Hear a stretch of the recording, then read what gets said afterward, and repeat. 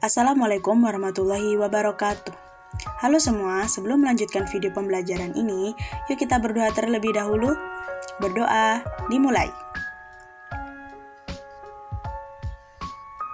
Berdoa, selesai. Kembali dengan saya, Livera, pada mata pelajaran Dasar Desain Grafis.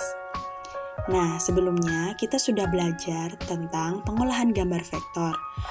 Mulai dari perangkat lunak dan fungsi fiturnya, lalu bagaimana cara memanipulasi gambar, sampai kita tahap implementasi desain gambar vektor. Sekarang, kita akan masuk ke dalam materi perangkat lunak pengolah gambar bitmap atau raster. Nah, salah satu perangkat lunak pengolah gambar bitmap yang paling sering digunakan adalah Photoshop. Nah, sebelum itu, kalian pasti pernah menemui gambar seperti ini. Nah, gambar-gambar seperti ini diolah dengan perangkat lunak, yaitu Photoshop. Nah, Photoshop merupakan salah satu aplikasi perangkat lunak untuk editor foto atau gambar yang dikeluarkan Adobe System, dikhususkan untuk pengeditan foto atau gambar dan pembuatan efek, atau biasa disebut dengan layer style. Photoshop dikhususkan sebagai perangkat lunak yang digunakan untuk mengedit gambar dalam format bitmap. Adapun fungsi Adobe Photoshop secara teknik, yaitu yang pertama, mengkombinasikan dua gambar atau lebih menjadi satu gambar baru. Yang kedua, menghilangkan atau menghapus objek pada suatu gambar. Yang ketiga, memberi atau merubah warna. Yang keempat, merubah ukuran gambar menjadi lebih kecil atau lebih besar. Yang kelima, mempertajam warna dan kualitas gambar. Yang keenam, membersihkan atau memperindah gambar. Yang ketujuh, mengaburkan gambar agar terlihat samar-samar. Yang kedelapan, meningkatkan intensitas cahaya gambar agar terlihat lebih terang. Dan yang kesembilan, memotong gambar. Selain itu, di dalam pengolahan gambar bitmap, terdapat beberapa istilah di dalamnya. Yang pertama ada pixel. Jika melihat foto atau gambar yang ada di komputer, maka gambar tersebut sesungguhnya adalah kumpulan dari ribuan titik-titik yang sangat kecil, dan tiap-tiap titik tersebut memiliki warna tertentu. Titik itulah yang umum dikenal sebagai pixel.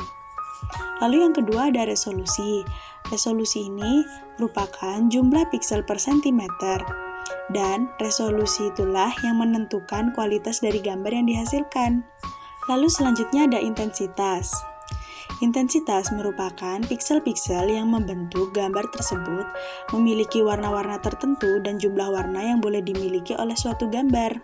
Nah, selanjutnya kita akan masuk ke pengenalan aplikasi Photoshop. Nah, ketika kita membuka Photoshop, kita akan masuk ke dalam workspace dari Photoshop. Bagian-bagian dari workspace Photoshop ialah yang pertama, ada menu bar.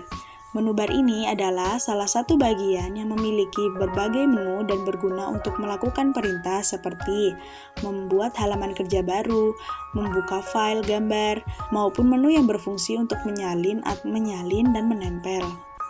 Lalu yang kedua adalah tool option bar. Tool option bar digunakan untuk mengatur tools yang berisi menu-menu lain dari tools yang digunakan. Lalu yang selanjutnya ada toolbox. Toolbox adalah tempat di mana tool-tool dari Photoshop yang sering digunakan untuk menggambar tersebut berada. Lalu yang keempat ada halaman kerja. Halaman kerja ini merupakan tempat untuk melakukan proses editing seperti memasukkan gambar, teks, dan lain sebagainya. Lalu kemudian ada panel. Panel merupakan tambahan dari setting untuk tool-tool dan terdapat berbagai alat bantu lainnya. Terdiri dari navigation panel, color panel, history panel, serta yang terpenting adalah layer panel. Masuk ke bagian toolbox. Nah, di dalam toolbox terdiri dari berbagai macam fitur yang digunakan untuk mengolah gambar. Nah, yang pertama ada Move Tool. Move Tool ini digunakan untuk memindahkan objek, baik itu berupa gambar maupun teks. Lalu selanjutnya ada Artboard Tool. Nah, Artboard Tool ini digunakan untuk menambahkan artboard pada halaman kerja. Lalu ada Marquee Tool. Nah, Marquee Tool ini digunakan untuk menyeleksi bagian objek dengan bentuk persegi atau bulat. Lalu selanjutnya ada Lasso Tool. Lasso Tool ini berfungsi untuk seleksi sesuai dengan gerakan mouse. Lalu selanjutnya ada Quick Selection Tool. Quick Selection Tool berfungsi untuk membuat seleksi dengan cepat sesuai dengan objek. Lalu selanjutnya ada Magic Wand Tool. Magic Wand Tool ini berfungsi untuk membuat seleksi pada objek yang memiliki warna yang sama, tapi bisa diatur toleransinya pada option bar. Lalu ada Crop Tool.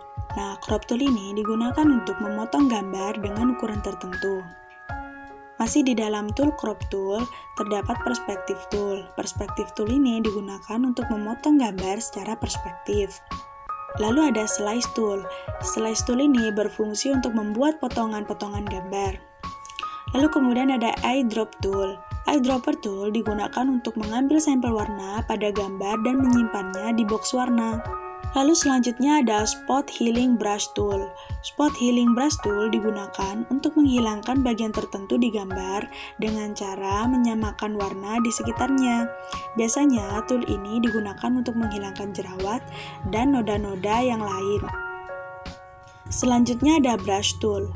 Brush Tool ini berfungsi untuk mewarnai objek dengan bentuk yang bervariasi, yang disediakan Photoshop atau bisa di-download dengan internet. Lalu selanjutnya ada Pencil Tool. Pencil Tool ini berfungsi untuk membuat objek coretan pensil. Lalu selanjutnya ada Clone Stamp Tool. Clone Stamp Tool ini digunakan untuk mengcloning area gambar. Lalu selanjutnya ada Eraser Tool. Eraser Tool ini berfungsi untuk menghapus gambar. Lalu selanjutnya ada Gradient Tool. Gradient Tool ini berfungsi untuk membuat warna pada gambar atau layer. Lalu kemudian ada Blur Tool. Blur Tool ini berfungsi untuk membuat gambar blur atau mengaburkan gambar. Lalu kemudian ada Sharpen Tool. Sharpen Tool ini digunakan untuk menajamkan warna pada gambar. Lalu selanjutnya ada Smudge Tool. Smudge Tool ini digunakan untuk memberi efek seperti gosokan pada cat basah. Selanjutnya ada Dodge Tool. Dodge Tool ini berfungsi untuk meningkatkan kecerahan gambar. Lalu kemudian ada Burn Tool. Burn Tool ini digunakan untuk menghitamkan atau menggelapkan gambar. Lalu ada Sponge Tool. Sponge Tool ini digunakan untuk meningkatkan saturation pada gambar. Lalu kemudian ada Pen Tool. Pen Tool ini berfungsi untuk membuat seleksi titik-titik yang nantinya akan membentuk objek gambar. Nah, pada umumnya Pen Tool juga bisa digunakan untuk melakukan penyeleksian gambar.